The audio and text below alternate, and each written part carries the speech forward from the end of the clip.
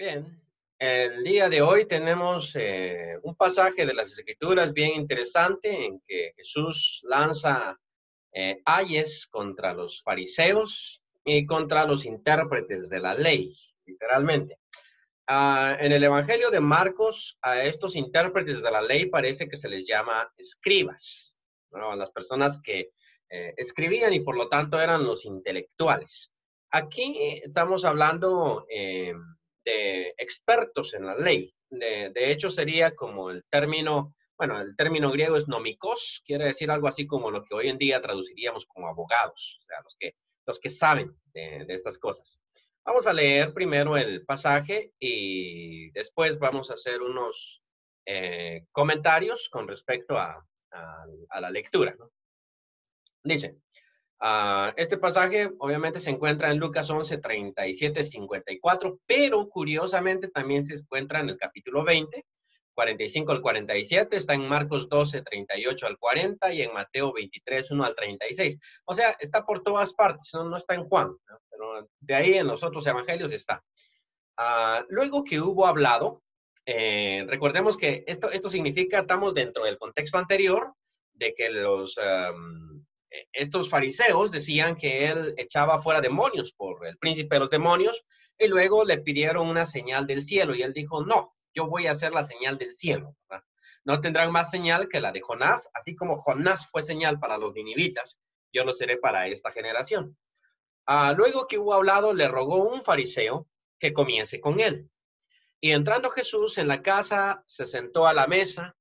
El fariseo, cuando lo vio, se extrañó de que no se hubiese lavado antes de comer, pero el Señor le dijo, ahora bien, vosotros los fariseos limpiáis lo de fuera del vaso y del plato, pero por dentro estáis llenos de rapacidad y de maldad. Necios. El que hizo lo de fuera no hizo también lo de dentro, pero dad limosna de lo que tenéis y entonces todo os será limpio. Mas ay de vosotros fariseos que diezmáis la menta y la ruta y toda hortaliza y pasáis por alto la justicia y el amor de Dios. Esto os era necesario hacer sin dejar aquello. Ay de vosotros fariseos que amáis las primeras sillas en las sinagogas y las salutaciones en las plazas. Ay de vosotros escribas y fariseos hipócritas, porque sois como sepulcros que no se ven y los hombres que andan encima no lo saben. Respondiendo uno de los intérpretes de la ley le dijo, Maestro, cuando dices esto también nos afrentas a nosotros. Y él dijo, ay de vosotros también intérpretes de la ley, porque cargáis a los hombres con cargas que no pueden llevar, pero vosotros ni aun con un dedo las tocáis. Ay de vosotros que edificáis los sepulcros de los profetas a quienes mataron vuestros padres. De modo que sois testigos y consentidores de los hechos de vuestros padres, porque a la verdad ellos los mataron y vosotros edificáis sus sepulcros. Por eso la sabiduría de Dios también dijo, les enviaré profetas y apóstoles, y de ellos a unos matarán y a otros perseguirán. Para que se demande de esta generación la sangre de todos los profetas que se han derramado desde la fundación del mundo, desde la sangre de Abel hasta la sangre de Zacarías, que murió entre el altar y el templo. Sí, os digo que será demandada de esta generación. Ay de vosotros intérpretes de la ley, porque habéis quitado la llave de la ciencia. Vosotros mismos no entrasteis y a los que entraban se lo impedisteis.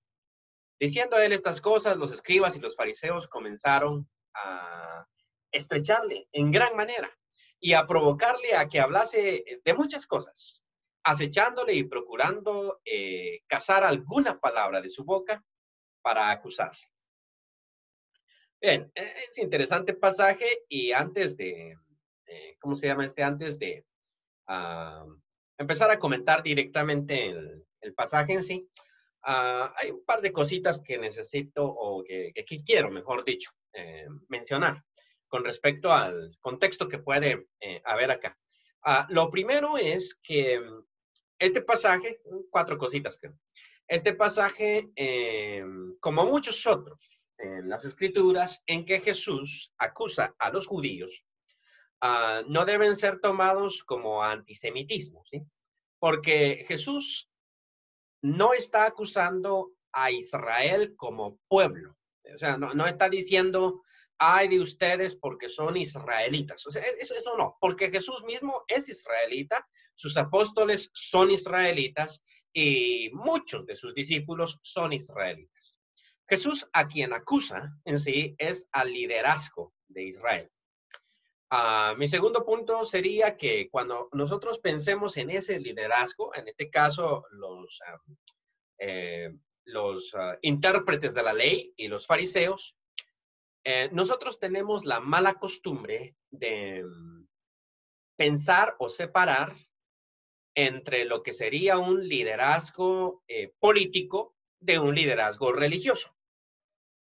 Y eso es porque dentro de nuestra sociedad estas dos cosas están separadas. O sea, una cosa son los pastores, los curas y toda esta gente, y otra cosa muy diferente son los presidentes, los diputados, los alcaldes. O sea, son dos cosas diferentes.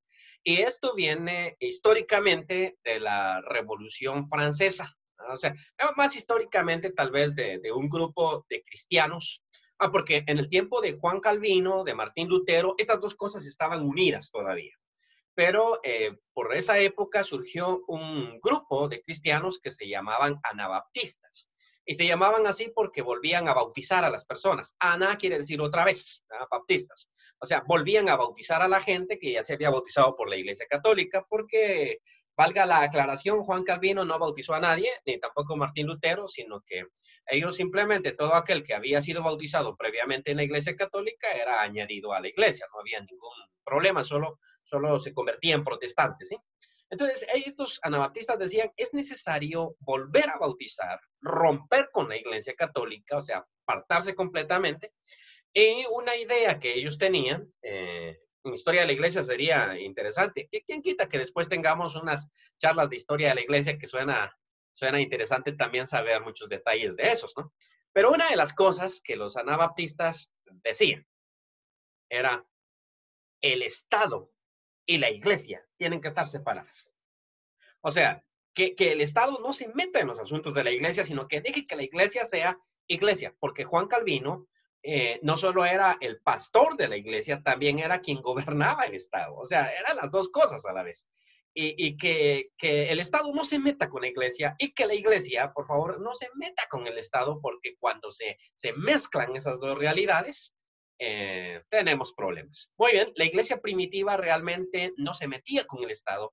El Estado sí con la Iglesia porque la perseguía, pero eran entidades separadas, ¿sí? Ser anciano de la Iglesia en la Iglesia primitiva no representabas, no significaba ser gobernador.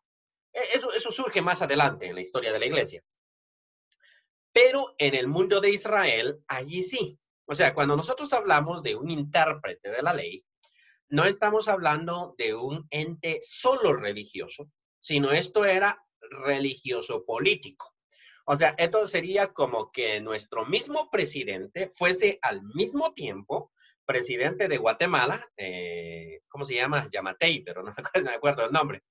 Pero este fuera presidente de Guatemala, perdón por olvidarse, presidente de Guatemala, y al mismo tiempo fuese el máximo representante de la iglesia nuestra. Eso sería una combinación bien interesante, que los diputados al mismo tiempo que son diputados fuesen al mismo tiempo, digo, nuestros máximos representantes religiosos. Y esto sucede con la Iglesia Católica porque el Papa, aparte de ser líder de la Iglesia Católica, es el monarca, es el rey de lo último que le quedó el Vaticano, pero antes era un estado más grande que se llamaban los estados pontificios, pero al mismo tiempo él es un gobernante político, o sea, por ejemplo, él es dueño del Banco del Vaticano y por eso cuando dicen que ahí hay corrupción en ese banco, pues él es el responsable, ¿no? Ese es el dueño de ese banco, el dueño de ese estado pequeñito que se llama Vaticano, que no es del tamaño de Varsovia, es más chiquitito. Pero lo mismo sucede, por ejemplo, con los anglicanos. La reina de Inglaterra, Victoria, que es la reina de Inglaterra, es al mismo tiempo la cabeza de la iglesia de Inglaterra. Entonces, nosotros no estamos acostumbrados a esta idea. Pero si retrocedemos, volvemos un poquito, entonces los fariseos son líderes políticos religiosos. O sea, no son líderes religiosos. o líderes políticos solamente, sino son líderes al mismo tiempo políticos y religiosos. Esto por la acusación que Jesús les va a hacer. Número 3, la memoria no me falla, vamos a hablar un poquito acerca de esta figura literaria que se llama elegía. Le llamamos elegía. Elegía es un cántico, ustedes saben, así como hoy en día hay reggaetón, rancheras, eh, salsa, géneros de música. Y curiosamente, cuando le dan a una persona serenata, nunca le dan serenata con reggaetón. Qué curioso, ¿no? No se van a traer 4 reggaetoneros. Serenata se da con mariachis, ¿no? Y cuando una persona muere, pues en ciertas poblaciones tienen la costumbre de llevarle mariachis. Qué interesante esa costumbre. Pues los judíos tenían a cantantes profesionales, dice la escritura, llorones profesionales, pero es que no crean ustedes que ahí eran viejas que se agarraban el pelo y lloraban sobre el cadáver, sino eran cantantes. Esos llorones eran cantantes que lloraban, declamaban, recitaban, ¿no? Y al mismo tiempo hacían llorar a la gente. O sea, el hecho de contratar llorones no significa que la familia no sentía dolor por el difunto, sino era como la costumbre de hoy en día de contratar a unos mariachis que toquen las puertas del olvido o las golondrinas y toda la familia pone a llorar cuando aquellos están cantando. Eso es su trabajo. Entonces, estos hombres venían, esto es como la costumbre que tienen los narcos en México de ponerse estos narcocorridos, ¿no? Que se muere el narco y entonces invitan a la banda y le pagan un montón de billete para que haga un corrido en honor ¿cómo se llama este? Al narco difunto. Y resulta que le conocen la biografía y cantan ¿cómo se llama? Su melodía. Ok, esto en la Biblia se llama elegía. Y curiosamente era típico de la cultura, cuando había un difunto, entonces venía un cantante y la elegía siempre comenzaba con la palabra ay. O sea, ay, empezaban a cantar la elegía. Ahora imagínense que a uno se enfermara del coronavirus y de repente empezaran los mariachis a cantar las puertas del olvido o las golondrinas. Entonces, ¿uno cómo se sentiría? Entonces, dentro de los profetas, empiezan a utilizar este género literario que se llama elegía para anunciar la muerte. Entonces, por eso es que Isaías, capítulo 14, tiene una elegía contra Babilonia. En ese momentito en que se escribe el capítulo 14 de Isaías, Babilonia es una superpotencia. Nadie se imagina que ese imperio va a caer y a Isaías se le ocurre cantarle una canción de muertos, donde dice, ay, de ti. O sea, jala de ahí. Lo mismo sucede, por ejemplo, en Apocalipsis, capítulo 18, donde empieza a cantarse una elegía en contra de probablemente Roma. Ay de la gran ciudad, ¿verdad? Y los mercaderes se ponen a la distancia y dicen, ay de esa ciudad. Entonces son cánticos de elegías, aunque la ciudad está pujante, fuerte. Apocalipsis está diciendo, es un difunto. O sea, se va a morir. Y muestra de eso es que ya le estamos cantando las golondrinas. ¿Sí? Me explico. Ahora, de este tipo de género es lo que Jesús va a hacer. O sea, cuando Jesús dice, ay de los escribas y fariseos, no tenemos que pensarlo como que Jesús está, pero súper enojado. O sea, está parado ahí enfrente y tiene el ceño fruncido y está echando rayos y toda la cosa, sino más bien está tomando la forma de un cantante con un difunto. Y está como llorando, ¿sí? O sea, si pudiéramos dramatizar, él dice, ay de los escribas, o ay de los fariseos. ¿Por qué? Ahora, esos ayes era como, ay de fulanito tan joven que era. Ay, tan bruto que era. ¿Cómo no se fijó? Algo así, más o menos. Entonces, el punto aquí, por ejemplo, que más adelante, esto continúa, va a continuar la próxima semana, cuando Jesús les va a decir, cuídense de la levadura de los escribas y fariseos. Cuídense de eso. Cuídense de esta tendencia que ellos tienen, y yo creo que se nos metió mucho dentro de la iglesia, Curiosamente no nos cuidamos de esa levadura y se logró colar. Y es un trabajo constante sacarla. Pero eso es un cántico de elegía, entonces tenemos que verlo en ese tipo de contexto. Y cuarto, por último, cuarto, antes de pasar a explicar el texto, es cuando Jesús recrimina a un grupo, tenemos que tener la suficiente delicadeza para notar la diferencia entre el grupo y el individuo. O sea, cuando Jesús dice, por ejemplo, ay de los fariseos, eso no implica que él ha metido a todos los fariseos dentro del mismo paquete, sino está hablando del grupo. Puede haber un fariseo que sea distinto, que sea diferente, y de hecho, que tenga posibilidad de cambio. Por ejemplo, que él diga, ay de los fariseos porque están perdidos.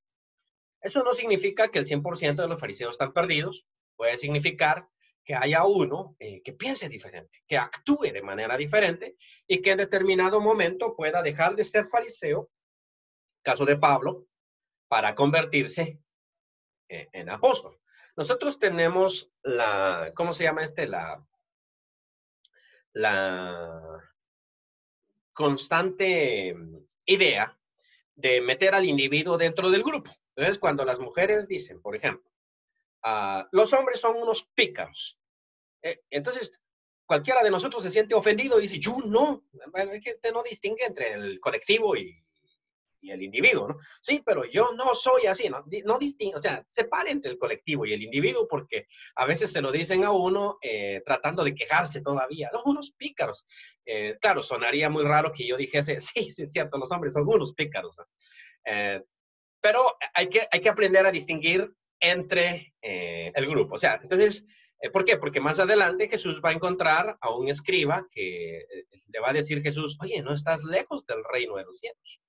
Va a encontrar a un José de Arimatea que es miembro del concilio, pero no simpatizante de lo que ellos hicieron, y va a pedir el cuerpo de Jesús para sepultarlo él. O sea, va a haber este tipo de personas. Entonces, no generalicemos. Entonces empieza la historia diciendo, mira, sabes que había un hombre, un fariseo, que le rogó a Jesús.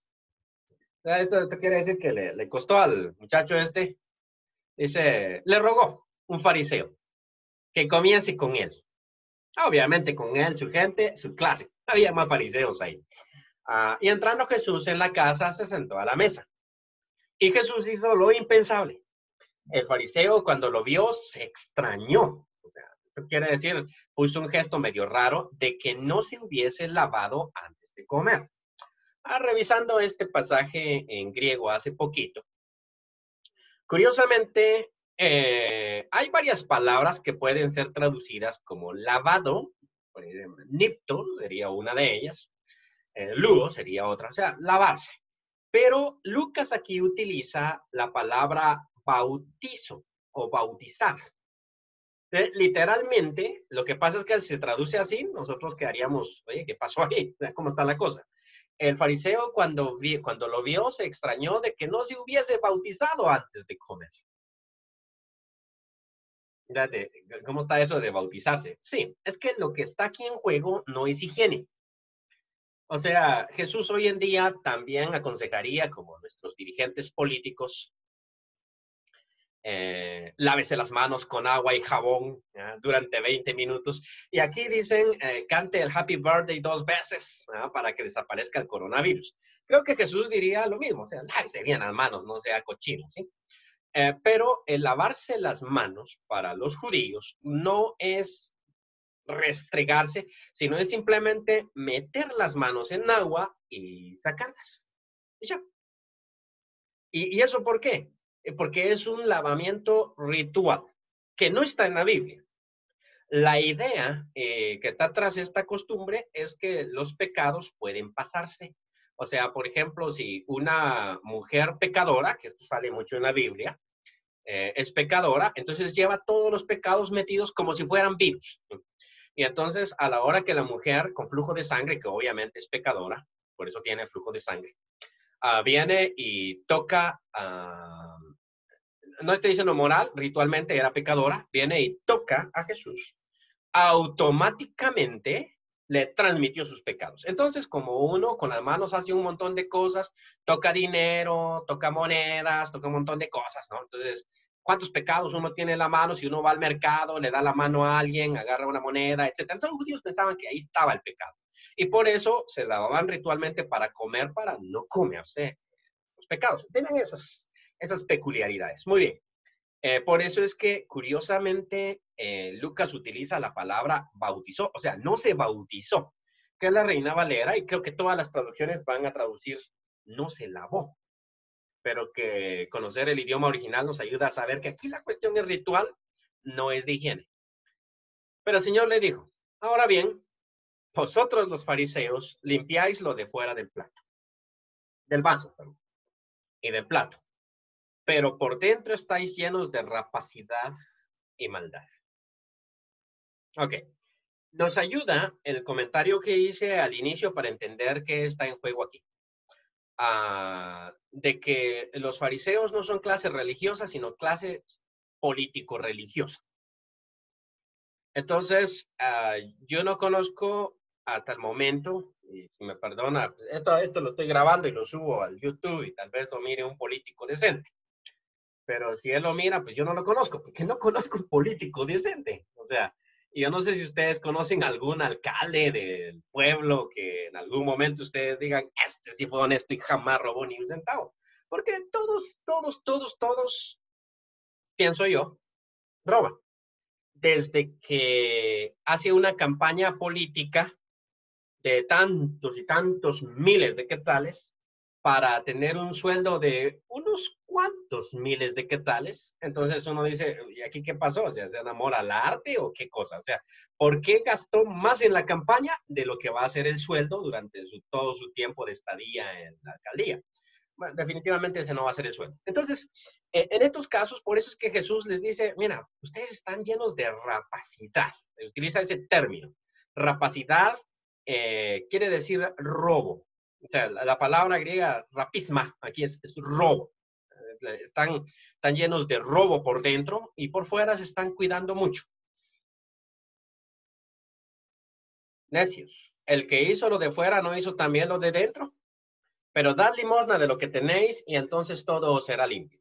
Quiero enfatizar este versículo y aquí nosotros nos topamos con un problemita. Si ustedes miran ese versículo 41, hay un problemita que tenemos nosotros con la Biblia. Déjenme explicarle. En nuestro idioma, español, nosotros, cuando algo lo está diciendo otra persona, le ponemos un signo de puntuación que llamamos comillas. O sea, le ponemos comillas. Y eso significa, no lo digo yo, sino lo dice otra persona. El griego es un idioma muy rico. Muy rico en su escritura. Tiene muchos detalles. Sin embargo, le faltan las comillas. El griego no tiene comillas. Así es de que no hay forma gramatical para determinar si Jesús aquí está diciendo ese versículo 41 de él mismo o está citando un dicho de los fariseos. ¿Sí me explico? ¿Es Jesús el que está diciendo, dad limosna de lo que tenéis y entonces todo será limpio? ¿O es un dicho de los fariseos? Dad limosna de lo que tenéis y entonces todo os será limpio. Yo soy de los que, y aquí uno puede elegir, o sea, podemos pensar una cosa o pensar la otra. Las dos cosas son posibles por la limitante que tiene el idioma griego en el cual originalmente se escribieron las escrituras. Entonces, por eso es que si uno mira Reina Valera, la traducción Reina Valera, uno no va a encontrar comillas por ningún lado en toda la Biblia, porque ellos son literalistas, o sea, los de las sociedades bíblicas unidas, que son los productores de la Reina Valera, cualquiera que ésta sea, son muy literalistas y ellos procuran Si no está en el texto griego, ellos no lo van a poner. Entonces, no van a aparecer comillas por ningún lado. La nueva versión internacional, que no es traducción de las Sociedades Bíblicas Unidas, sino es de otra sociedad bíblica que se llama Sociedad Bíblica Americana. Esta es gringa, mejor dicho. Esta sociedad bíblica, ellos sí le ponen comillas. O sea, la nueva versión internacional va a tener comillas en varios lugares. Y esas comillas no están en el texto griego, sino que ellos se imaginan, aquí debería de ir. Pero creo que aquí, o sea, ya si me preguntan, aquí en este versículo deberían de ir las comillas. Y la idea es exactamente esta. Cuando entrevistan a un obispo mexicano sobre las famosas narcolimosnas, o sea, esto significa las ofrendas que los narcotraficantes dan para las iglesias. Los narcotraficantes son malos, de hecho, ser narcotraficantes es lo peor, porque por una parte contamina a la juventud con la droga y por la otra el tráfico de drogas está íntimamente relacionado con el tráfico de armas, porque cómo van a defender su imperio, tienen que matar a un montón de gente, y con el tráfico de blancas, porque cómo van a gastar su plata, o sea, todo esto está relacionado, ¿no? Entonces el narco gana mucho dinero, pero de ese dinero que gana, da a la iglesia católica una limosnita. Entonces, es una limosnita, aunque les construya un gran edificio, es una limosnita, ¿no? Y entonces le preguntan al semejante obispo, que no voy a citar el nombre, uno de los obispos tantos, ¿qué hay de las narcolimosnas, señor obispo? Y él dice que ese es dinero sucio. No estoy citando al crimen del padre Amaro, porque esa es película, esto yo lo vi en una entrevista, mejor dicho.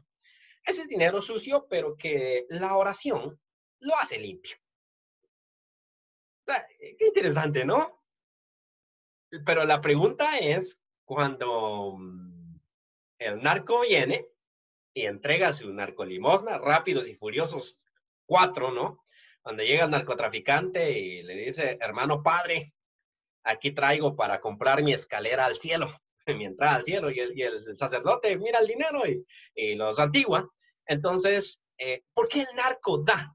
Esa es la pregunta. ¿Por qué él es capaz, si él pelea territorio, es capaz de dar a la iglesia? Es porque él tiene la idea, y probablemente se la han incentivado, o por lo menos no le han dicho que esto no funciona así, tiene la idea de que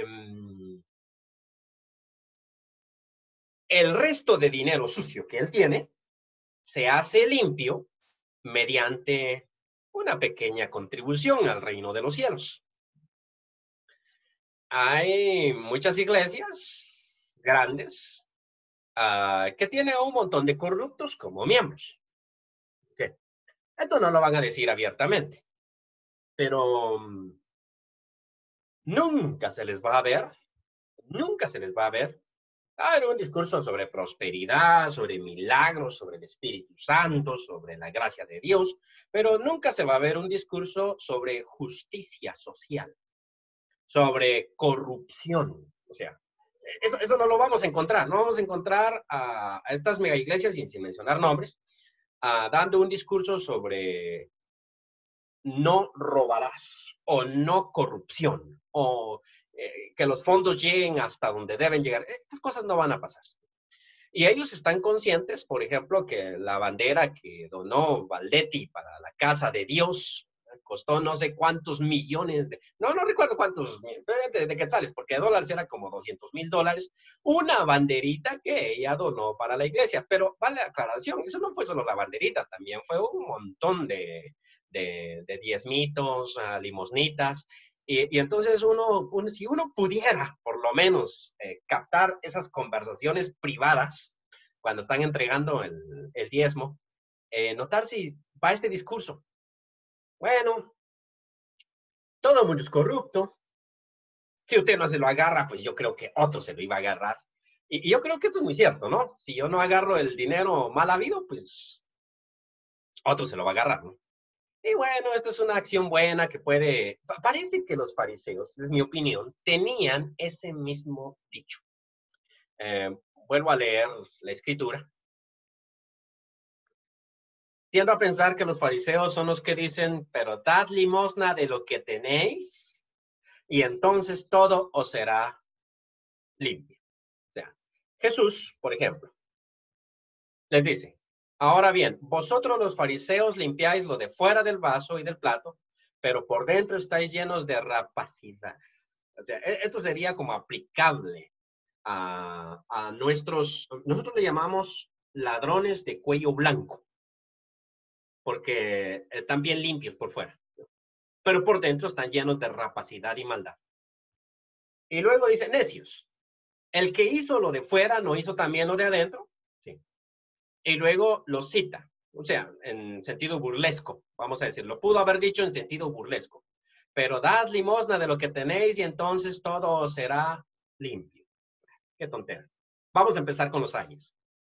Mas ay de vosotros, fariseos, que diezmáis la menta y la ruda y toda hortaliza, no de fuera, ¿no? Y pasáis por alto la justicia y el amor de Dios. Esto os será necesario hacer sin dejar de hacer aquello. Curiosamente, el término griego que se utiliza para justicia aquí en este versículo, crisis, o crisma, es juicio. O sea, quiere decir justicia en el sentido de hacer justicia, de tratar de manera correcta a todo mundo.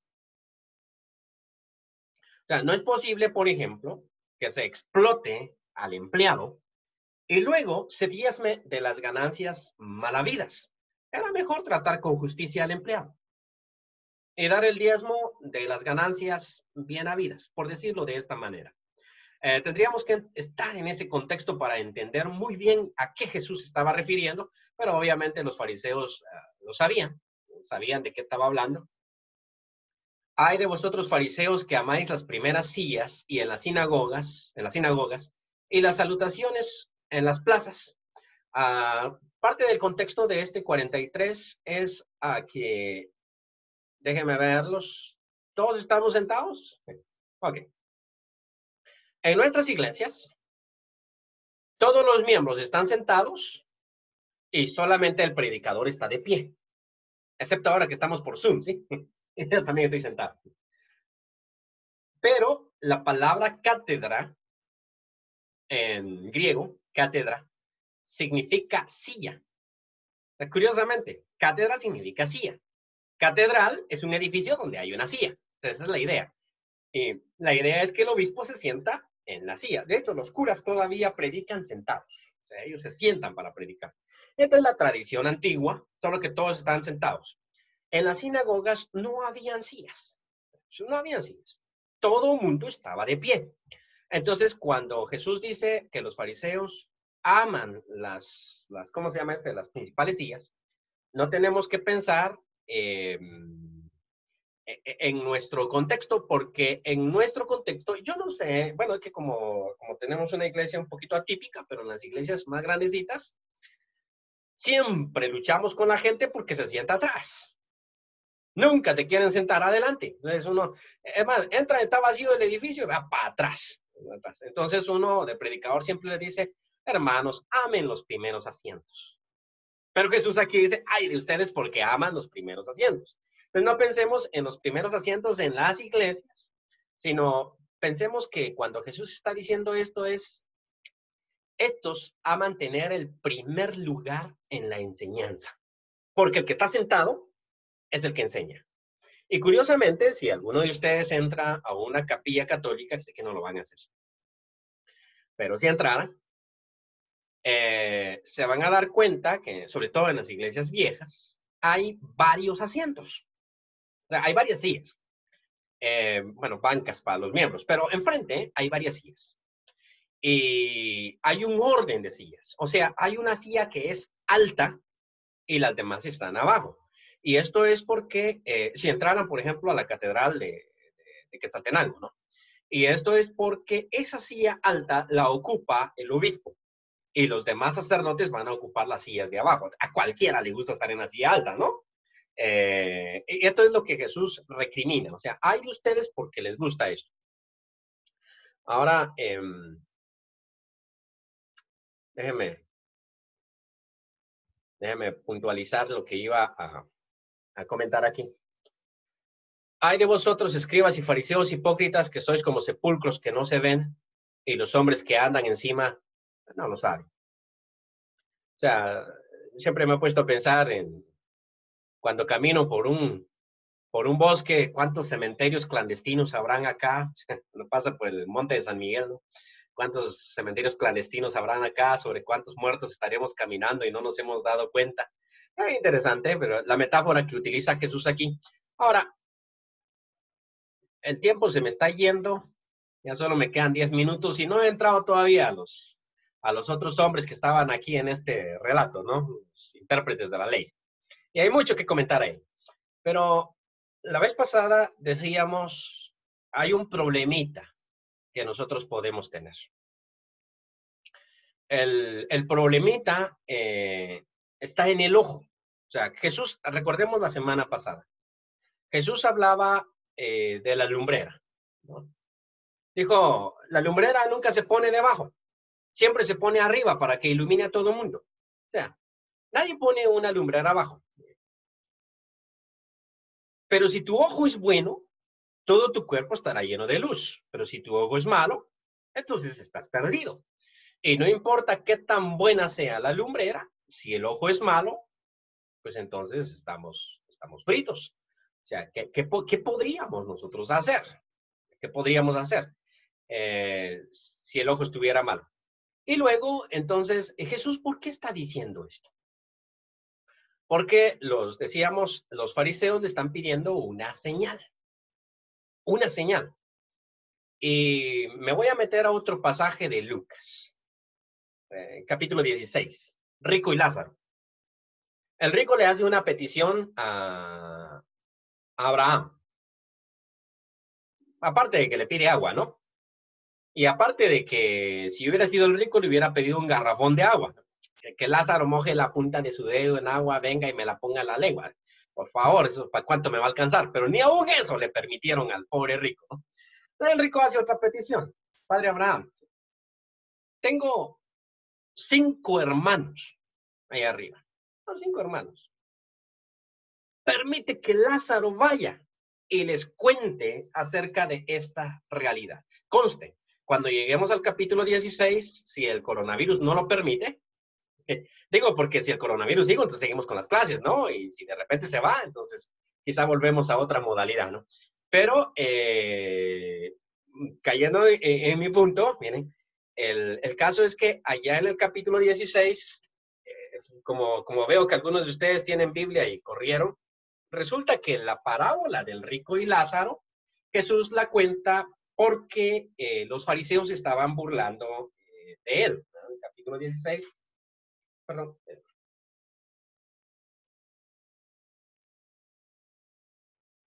Versículo 14.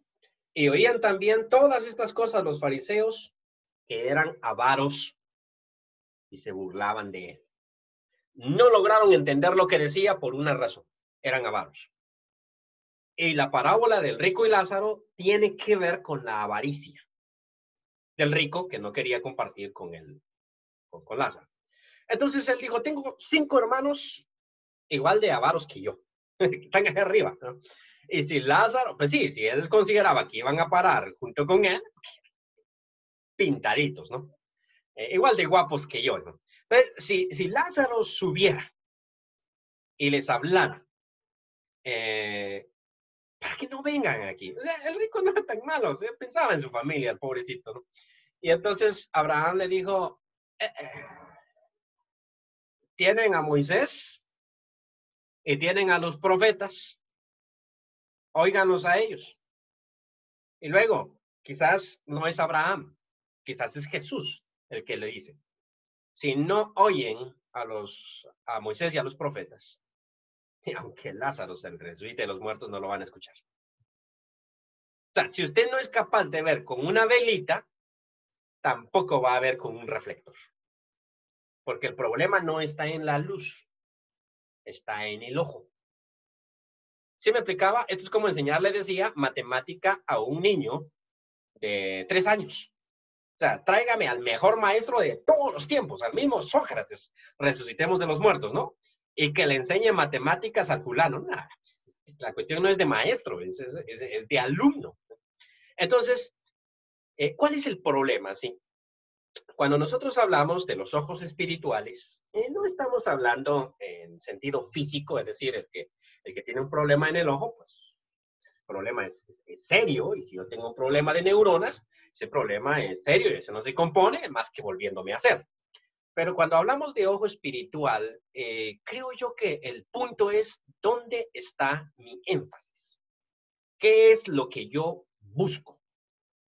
¿Qué busco? Entonces, cuando yo busco a Dios, tengo que hacerme la pregunta honesta. Si yo busco a Dios, ¿por qué lo busco? O sea, ¿por qué lo busco? Si yo busco a Dios, ¿por qué lo busco? Aristóteles decía que cuando nosotros ya no podamos contestar a esa pregunta, hemos llegado a la respuesta correcta. ¿Cómo así? Me voy a subir un bus. ¿Y por qué te vas a subir al bus? Puedo contestarla. Porque necesito ir a trabajar. ¿Y por qué vas a ir a trabajar? Porque necesito un sueldo. ¿Y para qué quieres un sueldo? Pues porque necesito comer. ¿Y para qué quieres comer? Porque si no, ¿cómo me muero? ¿Y para qué no te quieres morir? Sí, siempre, ¿verdad? Entonces uno puede contestar y contestar hasta que Aristóteles dice, llega a la siguiente afirmación. Porque quiero ser feliz. ¿Y por qué quieres ser feliz? No seas baboso, quiero ser feliz porque quiero ser feliz. O sea, llegué al fin último, porque ya no tengo, o sea, yo puedo tener una razón para trabajar, una razón para comer, una razón, bueno, algunos no tienen razón para comer, pero cuando yo digo, no, pues simplemente llegué, o sea, ¿para qué quieres ser feliz? Ah, pues para ser feliz, ¿no? Sí, pero ¿para qué quieres ser feliz? Para no estar triste, pero, o sea, esto ya no tiene una razón, sino que es una razón, un fin en sí mismo. Nosotros a veces creamos relaciones. Y aquí es donde se ve el amor de un padre para con un hijo. ¿Por qué le das un ramito de flores a la fulana? Pues para que me quiera. ¿Y para qué quieres que te quiera? Pues para que se case conmigo. ¿Y para qué quieres que se case contigo? Pues para que me tenga mi docena de hijos. Bien fuertes, chapudos, coloradotes. ¿Y para qué? Entonces siempre tenemos una razón, ¿sí? Siempre tenemos una razón. Pero cuando a una madre o a un padre le preguntan, ¿y usted para qué cuida a ese niño? Pues, que sí. O sea, no hay más razón allá. Es que simplemente este es mi hijo y por lo tanto yo puedo dejar de comer porque él coma. O sea, hay una historia triste aquí en Honduras, en el sur. Hubo una época de hambre y entonces hubo un señor ahí que se murió de hambre. El señor murió de hambre. Llegó el momento en que su estómago ya no pudo digerir comida porque pasó mucho tiempo sin comer y producto de eso murió. Pero su familia sobrevivió. Entonces, la triste historia es que él, con tal de que sus hijos vivieran, les daba su comida. O sea, sus hijos se comían su comida y lo poquito que conseguía era para su familia y él dejó de comer. Y cada vez necesitó menos comida hasta que simplemente llegó a un punto de no retorno, pero eso es posible. Eso es posible. Entonces, en la búsqueda de Dios, creo yo, no debe haber más razón que Dios. Si hay una razón en la vida de uno, entonces su búsqueda no está muy bien. O sea, ¿por qué usted busca de Dios? Bueno, porque si yo voy a la iglesia, entonces el Señor me bendice mi negocio. ¿No? Eso es muy interesante, pero hay una razón. ¿Por qué se acercó a Dios ahora en tiempo de coronavirus? Bueno, porque la vida está difícil y la muerte puede llegar en cualquier rato y es mejor que me llegue bien cerquita de Dios. O sea que usted está bien interesado, sí, tal vez no en las cosas materiales, como el otro que está pensando en su negocio, pero este por lo menos está pensando que no me agarre fuera de Dios, porque ya me llevó el chanfle. O sea, todavía estamos interesados. Entonces pienso yo que no es justificable. Y en estas razones por las cuales uno puede buscar a Dios, probablemente está el mismo defecto de no va a ver la luz cuando la mire, porque esta razón de búsqueda está dentro de él. Pero los fariseos tenían dos cuestioncitas que yo logro identificar en estos 3 años. Uno, buscaban la honra de los hombres. Y eso es peligroso. Aman los primeros asientos en las sinagogas y aman las salutaciones. Óigame, las salutaciones en las plazas. Amen. Es que qué rico se siente cuando a uno le dicen, ¡guau! ¿Qué sí sabe? Hoy me lo dijeron a mediodía. Me hicieron una llamada, alguien que no es de nuestra iglesia, pero ha visto los videos. Y entonces me llamó para hacerme algunas cuantas preguntas y claro, arranca con esa frase, he visto sus presentaciones y ¡wow! ¡Qué conocimiento! Y créanme que se siente súper rico, o sea, se siente pero muy, muy, muy bien. Entonces yo comprendo a los fariseos, o sea, cuando en las plazas, ¡wow! Viene Gamaliel, háganse a un lado, por favor. Eso se siente delicioso. Y el hecho de que él amara eso, podía hacer que él buscara eso, es que ese es el problema, ¿sí? Y al buscar eso, reconocer en Jesús,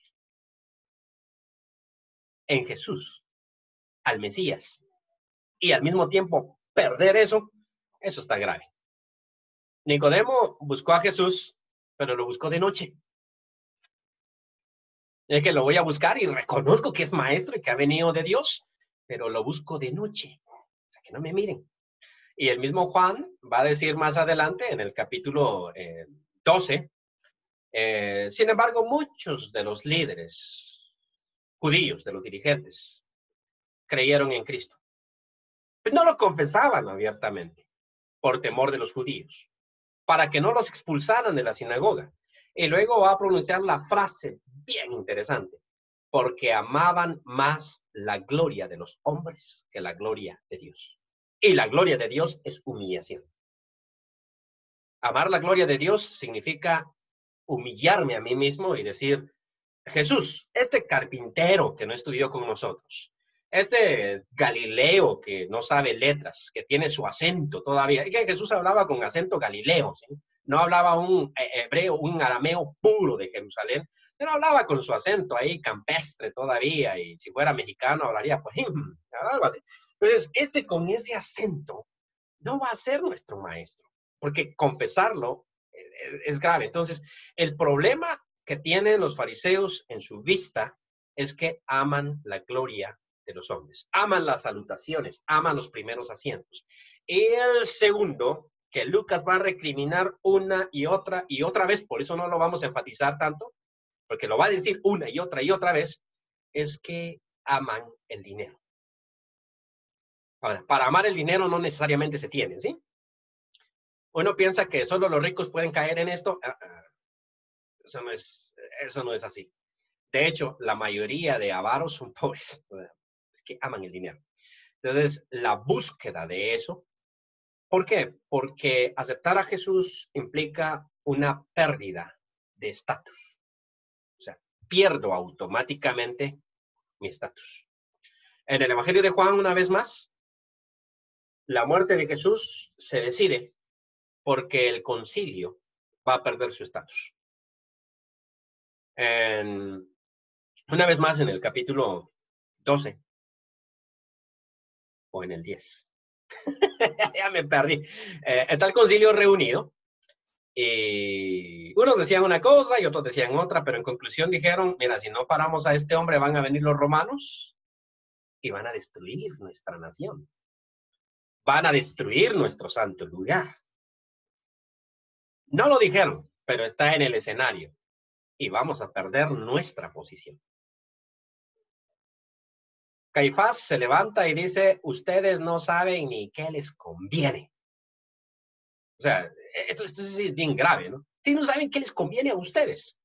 Es mejor que un hombre muera por la nación y no la nación por un hombre. La nación somos nosotros.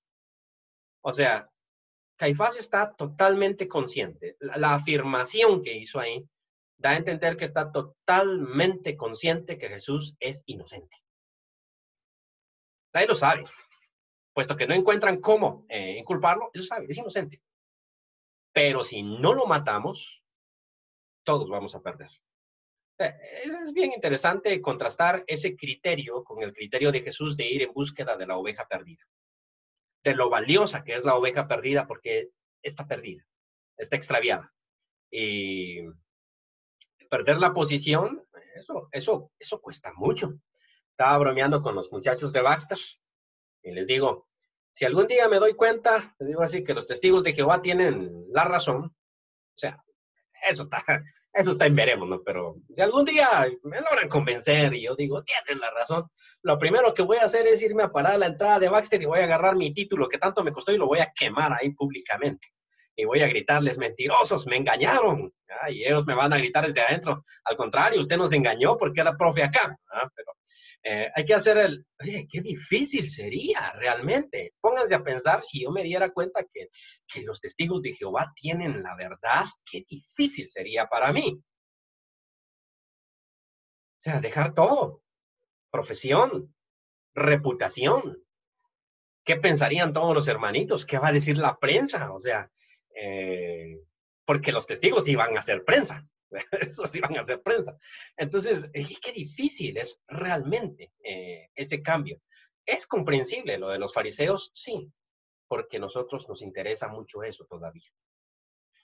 Por eso es que por eso es que más adelante Jesús va a decir, es que el reino de los cielos sufre violencia y solo los violentos lo arrebatan. O sea, los que están dispuestos, curiosamente ahí es pasivo, los que están dispuestos a sufrir violencia lo arrebatan.